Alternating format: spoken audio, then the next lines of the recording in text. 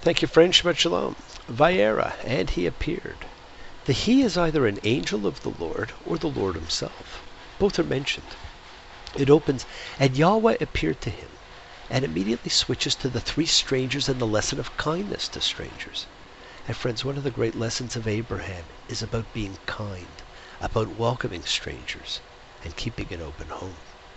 There's a myriad of ways of studying and interpreting Torah, from the simple literal meaning, known as Peshat, to the examination of hints and allusions through gematria or numerological values, known as Remez, to the basic reading and following of the sages of the Midrash, or the esoteric and mystical meaning known as Sod, with countless possibilities between them.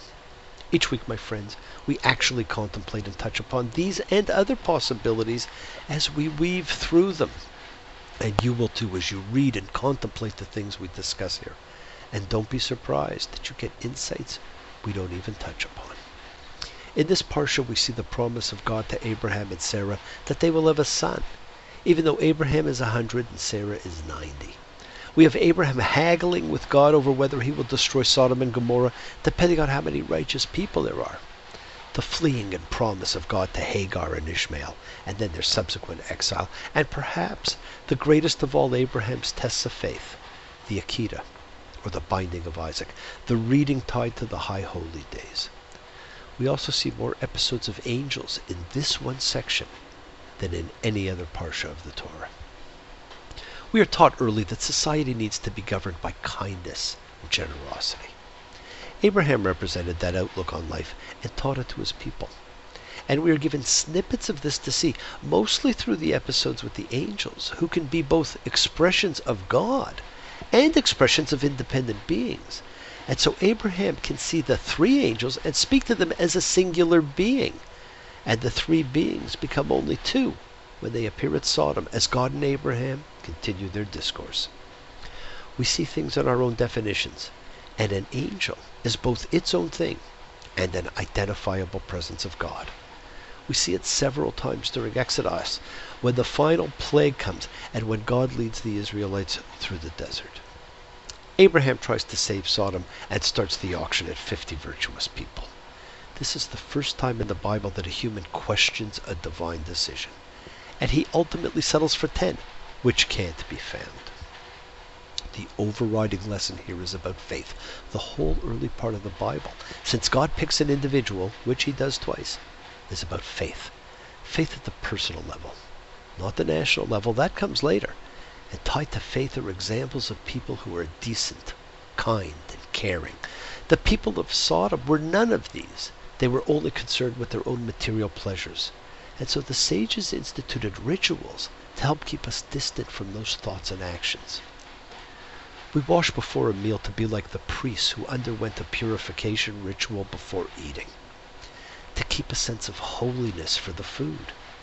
And our sages instituted the practice of washing after a meal to allow us to wash away the salt of Sodom, which can blind us. It is the salt of preoccupation with sensual pleasures. And no matter how spiritual you are, my friends, there is an element of sensuality in every meal. And as the fire and brimstone of destruction rain down against the angel's warning, Lot's wife looks behind and turns to a pillar of salt. Was she looking to the material pleasure and sensuality of the past and not ahead to the spiritual? God knows it's a struggle. God knows it's a crime. God knows there's going to be no more water, but fire next time. This whole story emphasizes the need for chesed, or mercy, in this world, which is why the story of Sodom is so important. A society with none was just evil. Perhaps we've seen several Sodoms over time. The problem with Sodom was not just its cruelty, but its entire moral fabric was no good. It was corrupt and self-serving. The townspeople came to Lot to hand over the strangers, and Lot makes the shocking offer of his daughters to the men of Sodom to save the strangers. And in one of the strangest of all biblical ironies, he ends up taking their virginity himself. We now turn to the Akedah, the binding of Isaac. We are immediately told this is a very important section, because the section begins with a biblical formula, the double name calling. Here it is, Abraham, Abraham. At the burning bush, is Moses, Moses. And with the prophet Samuel, it is Samuel, Samuel. This marks a defining moment in the biblical life of these people, my friends. And this tells us that this episode, the final test of Abraham, is the defining moment for him. God says, take your son, your only son, whom you love, Isaac, and go to the land of Moriah, and make him a burnt offering there on one of the mountains I'll say to you.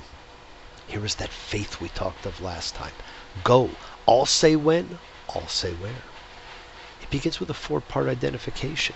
Your son, your only son, whom you love, Isaac.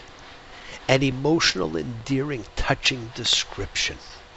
Rashi believed this to actually be part of a conversation which was not fully recorded. Take your son. I have two. Your only son from Sarah, whom you love. I love both. Isaac. Whether it is or isn't, Abraham's obedience and faith is to be understood against this exchange. God said to Abraham, kill me a son. Abe said, man, you must be putting me on. God says, no. Abe said, what? God said you could do what you want, Abe, but next time you see me coming, you better run. The exchange only gets more extraordinary as father and son begin an opera-type discourse, with Isaac adding, my father, in all his questions, and Abraham adding, my son, in all his answers. With the crescendo in the last, when Isaac points out they have the fire and wood, but asks where the sheep for the burnt offering is, and Abraham responds, God will see to the sheep for the burnt offering, my son. The Torah, my friends, is a book of interpretation with no punctuation. And there are at least two ways to read that sentence. How did you hear it? Was it a touching endearment of my son? God will see to the sheep for the burnt offering, my son?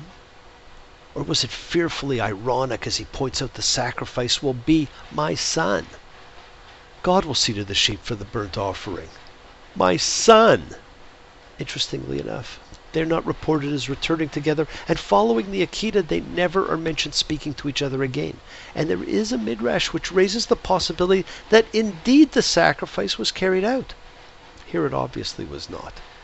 As I read the discourse between father and son, I thought of the song the artist formerly known as Cat Stevens sang, where the father says, I was once like you are now, and I know that it's not easy to be calm when you've found something going on.